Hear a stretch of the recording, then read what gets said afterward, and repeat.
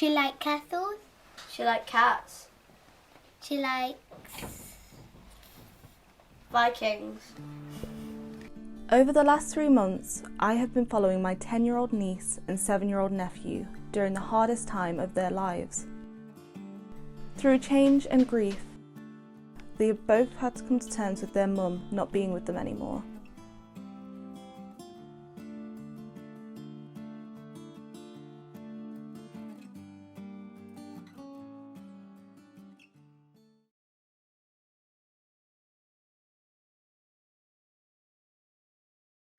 Did you understand why Mummy got poorly in the first place?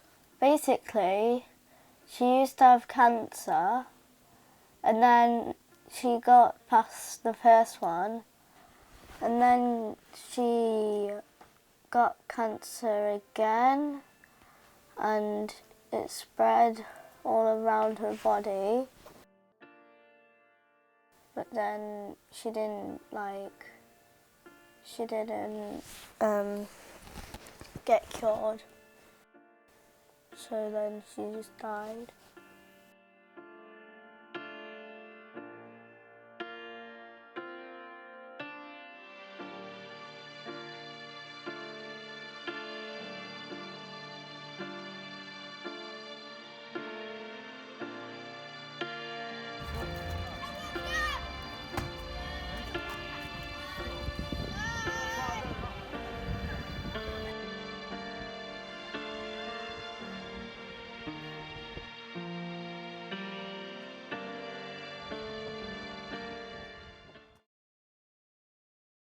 Me and Nicola met at Severn Trent. We were both working there and became friends. I remember her doing a pregnancy test in the bathroom upstairs, and I was just sitting on the bed in the bedroom just waiting, and I was hoping she was going to be pregnant. And when she came out and said it's pregnant, I said, "Are you sure? Are you sure?" Double checked it. Yeah, and it was going to be a little baby.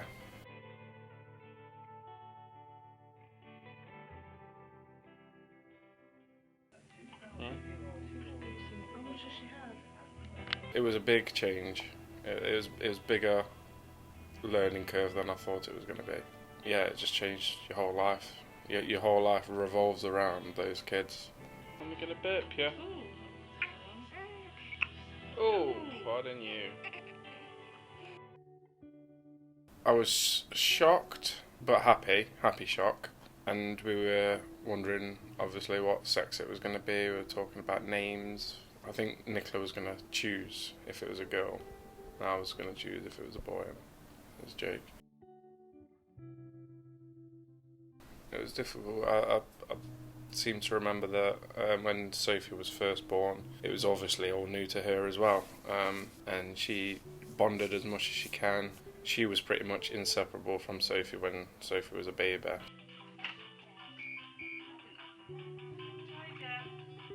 With Jake, same. Once they're born, it's like you don't want anything to go bad with them. She was always there for them.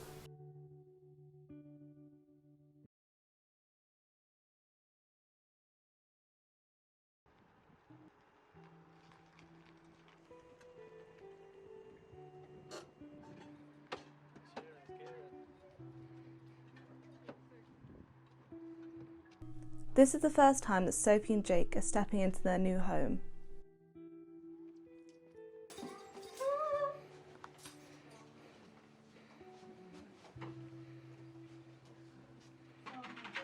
This screen is big.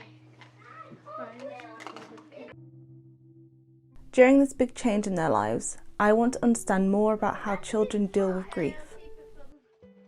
Whilst everyone else looked around their new home, Sophie was feeling unsure about the big change. Don't! I just want to live in my old house with Mum and Grandad and everyone, so everything could be normal. A child that has lost other things in their lives, so if they're moving houses, if they have moved from one school to another, even just changing of location, all of that happens in the context, and when death happens, it happens in that sense. So how do you both feel about moving in? I don't know. Wibbian. That means good. No, it means well done. That makes no sense. Despite going through such a big change, Jake looked really happy, which surprised me. We all process things differently, but I think the children are able to live more on the here and now than we do, and because our brains are different to a child, and it can be different, and it can be difficult sometimes to adults to see children having these sometimes odd reactions. What do you miss about her?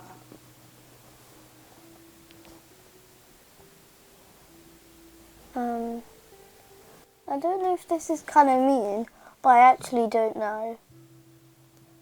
They might feel that, or they're not feeling the loss, or they don't care, or it's just a different way of processing and dealing with things. It's not just the children who have had to deal with such a big change. My brother Richard has a newfound responsibility with Sophie and Jake in his full-time care. Well, it's a brand new life. Yeah, like you say, new responsibilities, full-time responsibilities again. I'm also a stay-at-home dad, so now I love to cook anyway. Washing the pots after, from 4 plates, 4 knives and forks, making sure the kids getting up for school and doing the school run. On the first school run, she was scared. I said, don't worry, everyone's going to be nice. When I picked them up, Sophie just came to me and said, I absolutely love this place. So that's good. And Jake, yeah, he went straight in, loved it, he still loves it now. Yeah, it's difficult all of a sudden.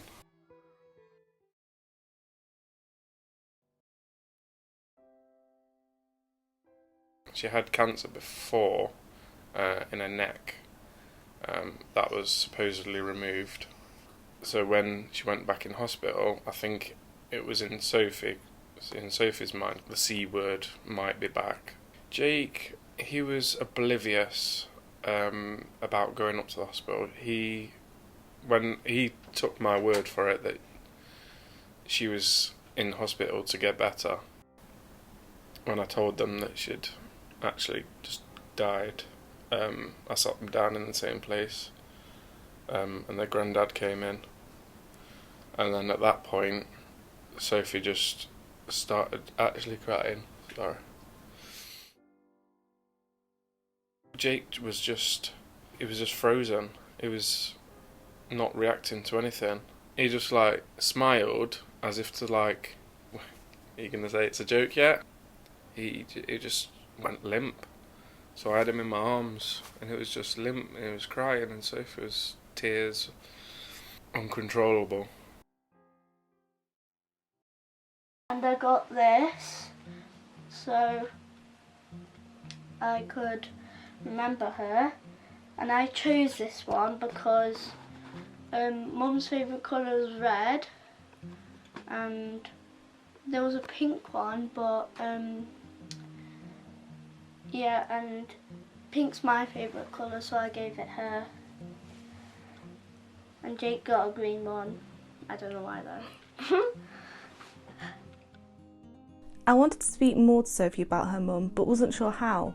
Sometimes it was difficult to ask questions about her mum's death. And you saw her, didn't you, when she was in hospital? How did that make you feel when you saw her? Sad. Why did it make you sad? Because there was probably a really high chance that she would actually die. So if you are trying to speak about something that is incredibly uncomfortable to you, you can say, this is uncomfortable to me talking about that. It's really hard talking about this, but it's okay to talk about it. And I'm not sure what we can do about it, or I'm not sure where this conversation can go, but I just want to say that I want to talk about this. So I want to say this, and I'm curious about what it is like for you. Do you rather not talk about Mummy, or do you like talking about Mummy? No, not really. You don't like talking about Mummy? No, not really. really. Why not? Because it's sad. When I was speaking to Sophie, I received a reaction that I found odd and confusing, and I wanted Marta to explain why Sophie felt this way. So when you're talking with your niece and you're talking to her about the loss of her mum, and obviously that will evoke feelings to you, and you respond to that, when the child sees that, she is more concerned about what's happening in the here and now and with you and making sure that you're okay. Yeah. Oh, Don't worry about me. oh, you're fine. Yeah, I'm fine. No, you're not. I'm fine. No, you're not. Her relationship to her thoughts of the past and maybe her relation to her mum might be put on hold for her to address what's happening in the here and now. Now, Sophie, she told me to do her good. Don't complain. Jake was reluctant to talk to me more about the situation. So I took Marta's advice and let him tell his feelings through his drawings. So working with children in the art therapy context, where there is lots of art materials, there is lots of toys, and it's through the art and the play as a tool that I can understand what's going on for the child. Today I'm going Casper's waffle play, and I had blueberry ice cream with Nutella and a waffle. Mummy, Sophie and me. And I wish I had blue hair. And Sophie, she had blonde hair. And Mummy had black hair.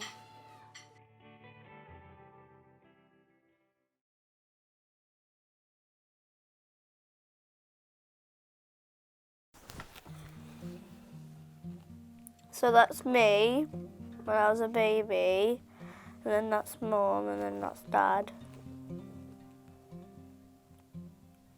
What will you always remember about her? That she was my mum, and she liked cats. Like probably some good memories as well. Yeah, probably just everything. One thing that I've noticed that there is a big void in when working with children, and so young especially, when they've only had such a short time with mum or dad. What happens to the rest of their life? Because the children does not stop having a relationship with their mum. They lose their mum, but the relationship with mum will always be there. Mummy's favourite place was York and sea castles. And what did you like about seeing castles with Mummy? It was boring. The last few months have been hard, but now I understand more about their grief, and I have a much better insight on how to speak and act around them. One thing I know for sure is that they'll never forget their mum. Probably like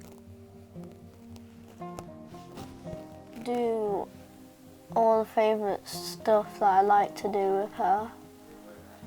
Like go to Kitty Calf.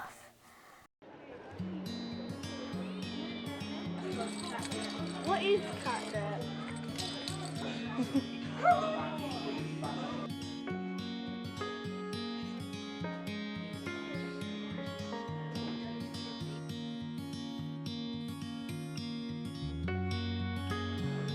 Oh my god.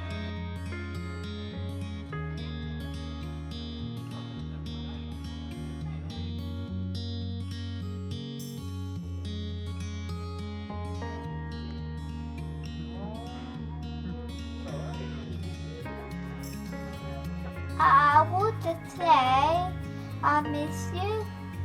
I miss Mummy a lot and love her. I miss Mum and I love her.